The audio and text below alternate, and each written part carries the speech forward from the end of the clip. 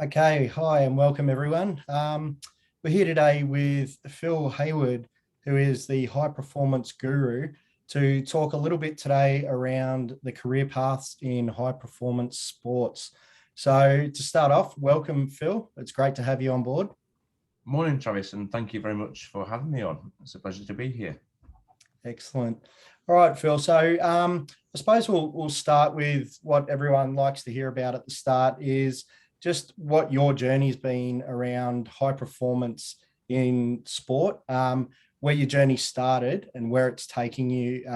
You've obviously got a really, really interesting story, and I'd just love to hear a little bit about that journey. Yeah, for sure. I guess my journey started with a physiotherapy degree. I studied physiotherapy to begin with, and the reason for that was that I'd always been interested in sport, specifically soccer, I guess at that time, and always had an idea of wanting to work in high performance sports. And physiotherapy gave me a path towards that. After my degree, obviously, there's a lot of students coming out of a physiotherapy degree in the UK and around the world who all want to work in sport, but there aren't that many jobs available. So I think the next real challenge for me became one of trying to sort of find a way of accessing this industry, which a lot of people want to get into, and there aren't that many openings. So pretty quickly after my degree, in fact, probably during my third year, I tried to arrange some opportunities to give me access to the sector. So in the UK, your final placement as a physiotherapist in your degree course is an elective placement, whereby you organise that yourself, and it can be in any area that you have an interest in. So I just wrote to probably 20 or so heads of medical services, head physiotherapists, these kinds of people at sporting organisations, and got a few replies back. Most of them saying we can't help you because we don't offer placements or we can't get the insurance. But I managed to get one successful response from Bradford Bulls rugby league team. At that time, were a really strong rugby league outfit in the UK and on the world stage, really. And I was looking to do a 3-week placement with Bradford Bulls, with mainly with their academy, but a little bit with their under 23 side as well. But that kind of gave me a foot in the door, which then opened up other opportunities, really, because off the back of that, I got on well with the staff there and the head of medical services there, and she said, look, we could always do with help from local physios who might be able to help with our junior sides if ever we're short staff. But in order to do that, you'd need to carry out the emergency aid training, which is a fairly comprehensive 2-day emergency aid course that all pitchside physios in the UK in rugby league had to do at that time. So I paid to do that course myself. But then that opened loads of doors because I hadn't realised at the time, but not many people actually had that qualification. So after I'd finished that 2-day course, quite quickly I was getting contact from a lot of other rugby league teams who found themselves short of staff because of sickness or because a member of staff had left and needed somebody at short notice. So by being flexible, I could say, okay, I'll come and cover a game for you. So quite quickly I got a bit of a sort of network locally in rugby, and I ended up getting more and more work off the back of that. And then more opportunities came up at Bradford Bulls. I did some more work with them. And then I felt like my sort of foot was in the door then almost. And I think then it gets a lot easier because then you're contacting other people for other opportunities, and they already see that you've got a bit of a background and a bit of a body of work to refer back to, and they can see that you're already working at a level. So I think once you've made that first step in, things do get a bit easier. So following on from that, I contacted Bolton Wanderers, who at that time were in the Premier League, seeing if they had any work available, and got three evenings of work there with their academy. So quite quickly, probably after about 7 or 8 months of being qualified as a physio, I was working full time in a hospital during the day, and then every evening was taken up with either rugby or football, and then the weekends were football on a Saturday, rugby on a Sunday. So my whole week was chock a block with some kind of sports work around my normal day job. And I didn't think too much of that at the time, but on reflection now, having sort of been on the other side of the fence, looking to recruit people, I do think that probably did look very favourable to employers, because I think it just showed a level of commitment that you're so desperate to get in that you're willing to work every hour that's going. And I think at that time a lot of people can do that because most people won't probably have families coming out of university and haven't really got too many commitments. So I think it does lend itself to being able to really put the hours in at that time to really get yourself on that career ladder in sport. So yeah, that's what I did. And then off the back of that, probably within about 2 years, somebody asked me if I'd be interested in going for an interview at a championship football team for a first team physiotherapy role. That was a contact I made through Bolton Wanderers Academy. So I went for an interview there. Interview went quite well, I remember, but the feedback I got was that I wasn't as qualified as they wanted the successful applicant to be. They were looking for somebody with 5 years post-qualification experience. I only had probably 3 or 4 years, no, 2 years at that point, sorry.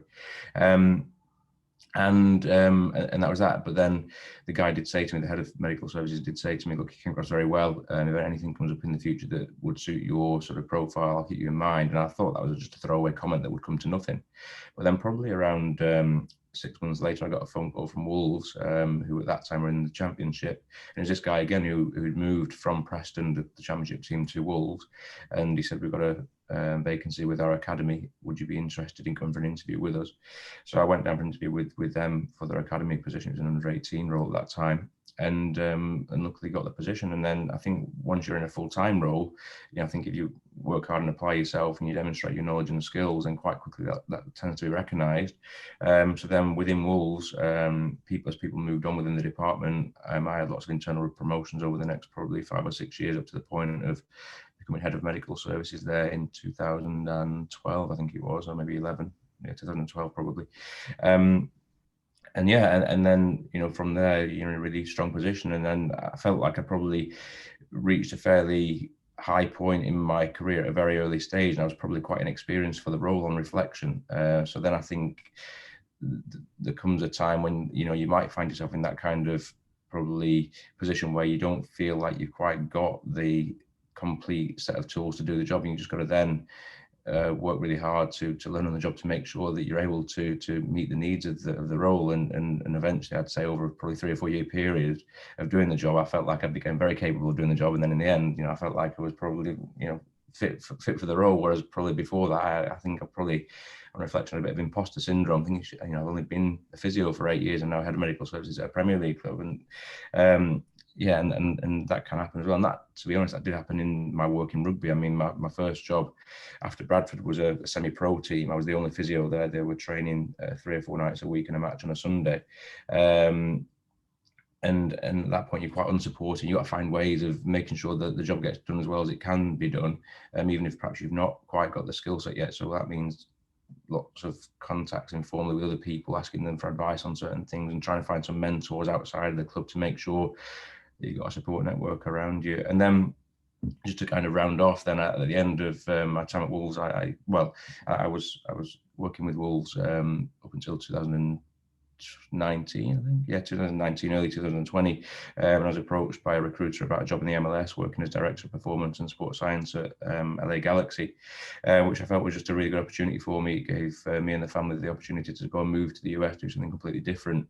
And I felt like I'd been at Wolves for a long time. I'd been there for 11 years at that time. And I think it would be quite easy for someone to stay in that role for a long period of time. I could have stayed there probably another 10 years and kept doing the job very well, but I didn't feel like I was really pushing myself anymore career-wise. And from sort of going from here to here very quickly in the first 4 or 5 years, I felt like I'd sort of plateaued a bit, and I wanted a new challenge and do something different and freshen things up. So I took the role to go there, which was last year.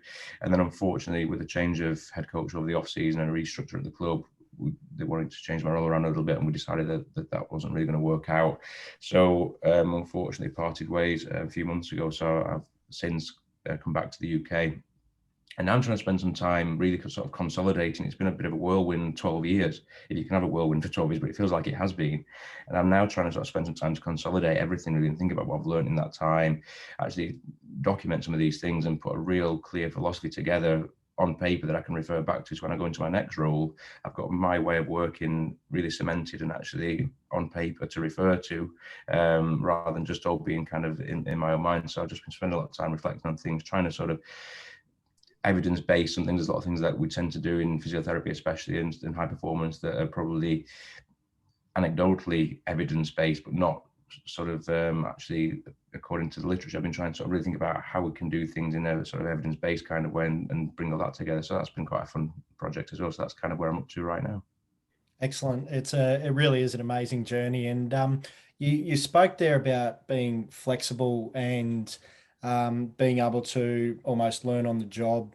How important is it to be able to probably zig and zag when the opportunities arrive. There's a lot of people that are very comfortable in the fields or the sports that they're in. How important was it for you to be able to take on a role that you weren't familiar with to further your career? Yeah, I think it's really important. I think at the end of the day, I think you have to be flexible both in terms of the role and perhaps also in terms of the location to some extent, which isn't always easy. I think the older you get, when you sort of get family ties to an area, it becomes more difficult. But I think flexibility is key, and I think that especially in some, in my line of work, physiotherapy, I think if you're working in the same sport the whole time, you can become quite one-dimensional in your approach to things and do things in the same way. All the time. So, for example, in soccer, football, we see a lot of lower limb injuries, maybe a bit of lumbar spine, but not so much above that level of the body. So, you can become a little bit de-skilled in terms of managing shoulder conditions and cervical spine issues, those kind of things. So I think the background in rugby really helped with broadening my sort of anatomical spectrum from a treatment perspective, but also the different demands of the different games and different sports that you can potentially work in high performance all have very different niche areas that you need to fully understand. So, for example, in rugby, the physiotherapist is actually sort of almost involved in the game because they're on and off the field the whole time. You've got to almost learn to manage yourself within the game, which actually can be quite stressful. Whereas obviously in football, soccer, you're tending to stand at the sideline waiting to be called on. So that's a different dimension also. And also, I think the different demands of the players and the staff and what they expect from the medical and sports science team are quite different. And I think according to the level that you're at, so there can also be differences within sports from different levels. So, for example, a top-end Premier League player is going to have quite different requirements to, a League One, League Two player here in the UK, third or fourth tier level players. And I think sort of understanding the demands of the individuals in the team is quite important. And I think the only way to do that is to really learn by speaking to lots of people who've been in and around it for a period of time, and also having those interactions with the players and actually having those conversations about what they expect of the medical and sports science team, and trying to make sure that as a department or as an individual you're able to cater for those needs. And if you've not got something in your skill set, make sure that you've got ways of establishing and finding those skills in order to fill any voids, any gaps in your kind of knowledge and skill mix. I think that's become more and more easy, and I'm probably sounding older than I am, but like the internet these days makes things so accessible. Everything that you could need to know is available via your laptop. And things like LinkedIn. A lot of people approach me from time to time asking advice, and I try my best to reply to each person because I do think that I've been on the other side of that, and you sort of find someone who's potentially got an answer to your question, and that's a really good way to contact them. So I think things like that allow you to access people that you wouldn't be able to access probably 10, 15 years ago. So I think working out where the needs are, and then finding ways to get to those people and asking those key questions is important. Yeah, brilliant. And you just touched on actually furthering your own sort of development by actually speaking to the players a little bit more. How important are those relationships in this industry, in this field? I think that's probably the most important thing, really, because I think even if you've got all the knowledge and all the skills in the world, if you can't communicate effectively and get your point across, and people, more importantly, don't trust you, then you're never going to have success. So I think the most important thing is that relationship building, spending time with people. I think what players, the more I've been in sport now, the more I've realised that actually players just want time from you. Like I think the physio that comes in the room says to a player, "How are you?" doesn't really listen to the answer to the question, and then gives them a sheet of paper to go in the gym and do some exercises. That just demoralizes people, especially when they're injured and they're already probably feeling a bit down. What the player wants is a real face-to-face interaction, proper conversation about their issue, feel like you're listening and understanding their issue, and then you're coming up with these solutions to the problem alongside them and working with them in order to get to that end goal. Because there's lots of different ways to get that player fit, and you need to work out together with the patient or the athlete what the best way of doing that is. And I think that's also the same from a sort of sports science and performance / fitness conditioning space as well. I think if you're just sort of saying to a group of players that we're going to do this in the gym or we're going to do this out on the field, they don't really understand the reason why they've been asked to do those things. As I said before, the internet's made the world a very small place and a very knowledgeable place, and players are switched on, and if they don't feel like they're being informed as to why they're doing certain things, and they go away to try and sort of find out things themselves and get the wrong messages back on their own, and that can cause confusion. So I think communication is massively important, and making sure that first of all, you've got the empathy with the player to make sure that they feel like you're understanding the situation that they're in, but then also the explanation of the things that you're delivering to them is massively important to make sure that they really buy into it and actually want to do the things you're asking rather than just doing it because they're being told to do it. Yeah, fantastic insight there. And going back probably to the start of it is, what's probably a best way for somebody looking to get into the industry? So what's some things that you can recommend to actually work your way into that industry in the first place? Yeah, I think first of all, and it probably depends, what time point we're starting at, but if you're talking about somebody perhaps before university, even who's coming out of college or out of school to sort of plan what their next steps are in their career path, I think having an end goal in sight is massively important. I mean, so when I was probably 14, 15, I realized I wasn't going to be a good enough soccer player to be a professional player. So I wanted to try and find a way of getting into the game, but knew it wasn't going to be through a playing route. So I kind of set about thinking about what different roles are there around sport and specifically football, and what interests me. And I had an interest in anatomy. I liked biology at school, so physiotherapy seemed like a really good fit for me. And I was a little bit sort of torn between physiotherapy and sports science as an undergraduate degree. And the more I looked into it, the more I thought, well, actually, sports science is a little bit one directional, and there's not that many roles potentially at the end of a degree course in sports science, because most clubs at that time probably only had one, maybe at the top level they had two sports scientists, but most of them only had one sports scientist.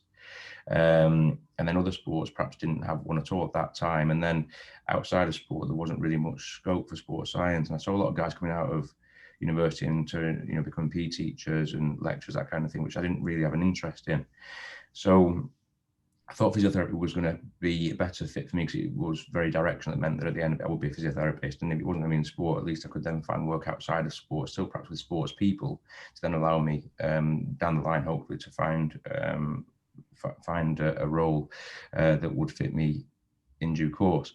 But I'd say that's the key thing. I think make sure that, if you're 17, 18, 19, you're thinking about what degree to do, just think about what the end game is and where you actually want to get to at the end of the course. And it's hard to say that, because I think when you're 17, you don't, like 5 years away seems like a really long time away. But I think it's important to sort of plan that far ahead, just to make sure that you don't come out of university with a degree and you've really enjoyed the process of learning, enjoyed the content of the course, but actually it's not got you into a position where you can then access the jobs market really easily. So I think for me, forward planning and thinking about where you want to end up is critical, to make sure that then you sort of work backwards from there to make sure that the degree course that you're going to pursue is going to get you to that position in order to access the particular role that you want to get. I'm not sort of suggesting that sports science isn't something that people should pursue, because I think it's a great area to work in, but I think people do probably need to understand that in order to obtain a full-time role in sports science at the end of a degree course, you probably have to maybe do some sort of postgraduate training after the undergraduate degree as well, especially in the UK. I'm not so sure about the Australian education system, but certainly in the UK, the majority of people working in sports science and the soccer team especially have then gone on to do a MSc in sports science and perhaps even a PhD to get that role. And some people are happy with that and enjoy the learning process and want to do that anyway, which is fine. I think just really understand what you need to do to get where you want to get to. That'd be the key message from me, I think. Yeah, brilliant. And probably a little bit further to that is, so how would you go about connecting with the elite teams and creating an introduction? So you want to further your career, you want to move to the next level. How would you go about that?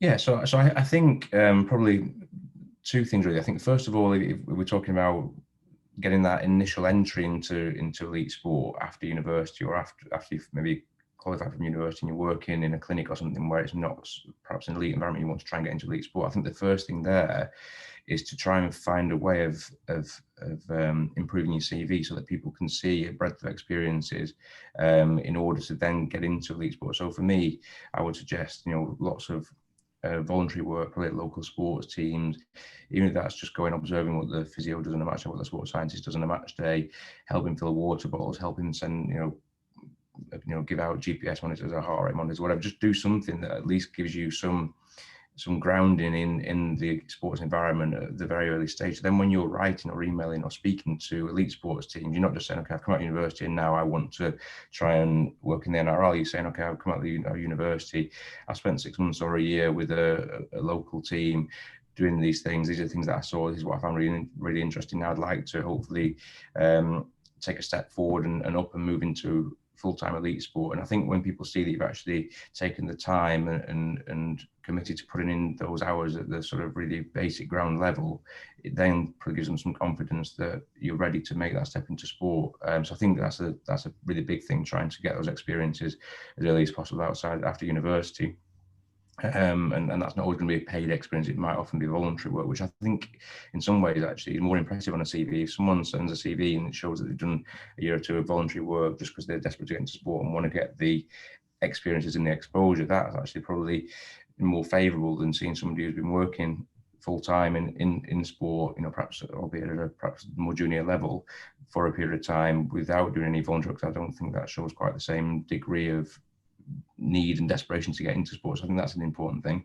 And I think once you're in there and you're trying to work at a higher level, quite often probably informal contacts, so perhaps your boss or head of department has got a contact at another club and you say, would you be able to speak to him and see if I can go and spend a day shadowing them, or is there any way that you can connect me and we can have a Zoom call and talk about different things. I think making sure that you have a reason for the conversation. I think if someone wants to have a Zoom call and just to talk to you, it's not as likely to receive a favourable response from that individual than if you sort of contact and say, look, can I speak to you about the way that you're using GPS, or can I speak to you about your strength and conditioning, or I've seen the way that you do your on-field conditioning is really interesting and innovative. Can you tell me a bit more about that? So I think perhaps having a topic in mind is important to actually get the person to engage with you in the first place. And then I think, probably the one other thing that I think is probably important is just understanding that, on occasions that there's going to be times where you just got to dig deep and do all the really dirty work that you're not necessarily, it's not even what you're trained to do, but just rolling your sleeves up and digging in and just getting stuff done. And I think that's just really impressive. When people see that you've got that level of desperation, they'll then offer you more opportunities down the line. Yeah, really, really good message too. And on that, sort of, what are some of the challenges that you've faced working in the high performance area, and what are some of the tools? Like I've noticed you talking about LinkedIn to connect and Zoom, things like that. What are some of the tools that's helped you along the way to deal with some challenges that you've had? Yeah, so I think in terms of dealing with challenges, the challenges are different the sort of more you move through your career. So I think the earlier on in my career, when I was doing lots of hands-on physiotherapy work, the challenges would tend to be more clinical type challenges and issues which maybe I'd not seen before, and I need to find ways of treating or dealing with certain injuries. So at that point, I think just reaching out to your network and speaking to other physios or other sports scientists to try and see what they've done with some of the problems before is really useful. So I think just building up that sort of network of contacts is key. And even, for example, on a match day, speaking to the opposition physio and just having a chat with them, I've had this issue with a player with this hamstring issue that won't go away. Have you seen anything like this before? Having these really informal conversations, and then get that guy or girl's number afterwards, and then maybe you ring them in 6 months' time about another issue. So I think building up your contact in an informal way is important. I do think LinkedIn is really important, because I think that most practitioners will be on there, and I think that that's a nice, easy way of being able to contact people certainly that aren't perhaps that close to you geographically. And I think reading as well. I think for me, especially the amount of travel you do in elite sport, just finding some really good books to read and getting some recommendations about interesting text, whether that's from a leadership perspective or more from a clinical perspective, or perhaps that's maybe from a different sphere, which you can then apply some aspects of to your work as well. I think that's been important for me as well. So I think, the most important thing would be developing that contact network and having the confidence to reach out to people within that, because at the end of the day, people do want to help. And then, I think second to that, actually reading a breadth of things, and whether that is literature about leadership or management, or whether it's scientific journals about clinical things or sports science related things. Those things are all important. And I think not taking shortcuts and enjoying the actual process of learning. I think a lot of the time, now I was guilty of this myself for sure. I think sometimes when you're young and you want to get to a point, you can almost go through the learning process to pass an exam or get a score on a piece of coursework to actually get the degree to then get the job. And I think that's the wrong approach. I think actually the further I've gone through this career of mine, I feel like you know, it's really important to get what you can from the learning process. So if you are, you know, if you got the opportunity to do a master's course, don't just do it to get the MSc to then further your career. Actually get, you know, dig deep and get everything you can in terms of the potential learnings from that course or that period of study, to make sure that you become a better practitioner as a result of it, rather than just someone with a better looking CV as a result of it. Yeah, it's an excellent point, and it was probably what I was going to talk to you next about, was sort of looking back at your career and who's been pivotal in your development and your career path, and how important have those mentors or even colleagues been for you to progress in your industry. Yeah, so I think yeah, so I think the head physio at Bradford Bulls gave me my first opportunity. So I'd always look back at her as being a really important person in my career. And she's someone who now lectures at university, actually. And I do speak to her from time to time and stay in touch with her, but definitely she gave me my first opportunity. So I'm always thankful to her for that. And has been a good reference point as I move forwards. And then I think second to that, the guy who was head physio at Wolves when I first started there is now with the FA, with the men's national team. He's been a really good mentor from a clinical perspective, but also in terms of learning on the job in many ways about managing and leading. He's been a really good reference point. And then the doctor who I worked with at Wolves latterly, who had a background of general practice and actually was only at the club part-time up until about 5 years ago, but he had a wealth of experience in managing medical practices. So he was a really good person to speak to in terms of managing different or navigating through different kinds of situations that you might see more from a sort of high level leadership perspective and sort of change management aspects of work, which I'd not really had any experience of before. And then I think things that, they're people that are sort of specific to me, but I think, books that I've read, I think, the James Kerr book Legacy from the All Blacks has been a really interesting read to me. And as I've gone into sort of higher levels of elite performance in sport, I feel like there's been a lot of lessons from that, which I've learned a lot from. I think there's a lot of things that he talks about in the book that I've tried to sort of integrate into my practice as well, and the way that I have my team. So I'm talking about my sort of medical and sports science team as opposed to the team itself, the way that I want those guys to operate and the way that I want them to conduct themselves. A lot of the lessons from that have been really important to me as well. Excellent. No, that's great.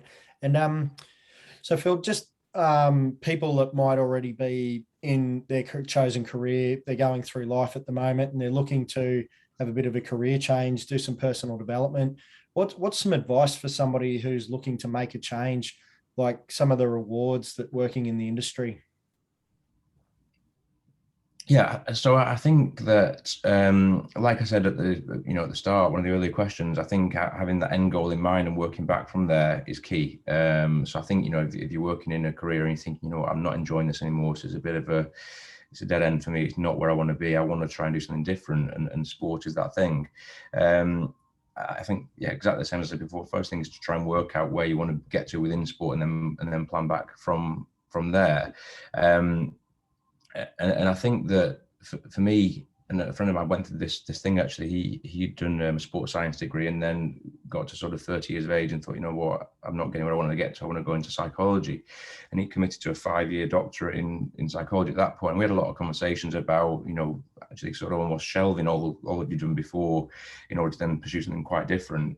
And there are some things that he could take from his sports science degree and were useful in his psychology training, but a lot of it was completely new. And I think the big thing, that's sort of getting on for 10 years ago now, and on reflection, now he's been through that process. The one thing he always says to me is that when you're about to embark on that journey, 5 years seems like a really long time. But actually, I think the older you get, 5 years becomes a shorter period of time as a sort of proportion of your lifetime. So actually, the 5-year period went really quickly for him. And likewise, if somebody's getting into the 30s and thinking, I've got to change them, but it's a big gamble for me to stop this job, to train for 2 or 3 years, whatever it is, to then start a new career path and then build up within that.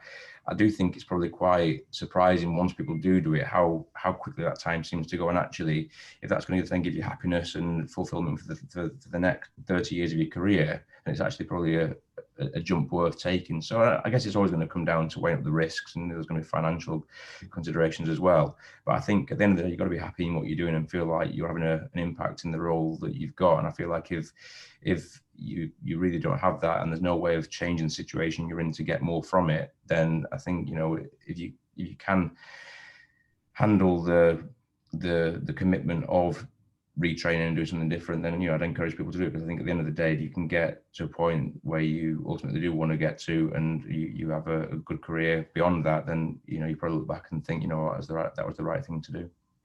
Yeah, excellent. You just talked about commitment there. What are, from the outside world, a lot of people aren't really familiar with the commitment that it takes to be in a high performance world. What are some of the commitments that you do go through?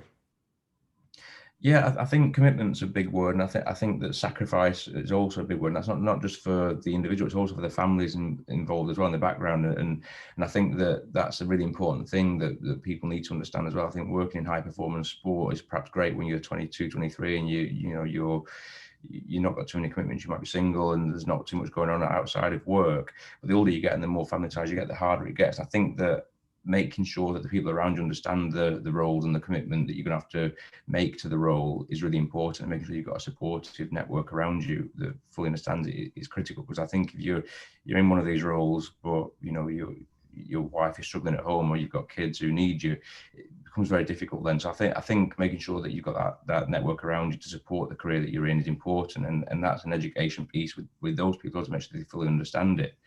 I've been quite lucky in that my wife has never known anything different. We met when I was already working in sports. It's always been the same for her. But I think, you know, she's a massive support to me and allows me to do what I'm able to do, and looks after the family in the background, which works well for us. But yeah, in terms of the actual commitment itself, you know, it's full on, and I think, you know, you have to give everything to it, and you basically, you know, saying goodbye to your social life and your weekends, and really you just have to sort of dive into it and go for it, and understand that the sacrifices are huge, but also the rewards are huge as well. I'm not talking about financial rewards. I'm talking more about the satisfaction of seeing your injured player come back after an ACL injury, or, you know, your team winning a cup final and feeling like you've had a big part in the preparation of that team. I think those rewards are huge, and make the sacrifices all worthwhile.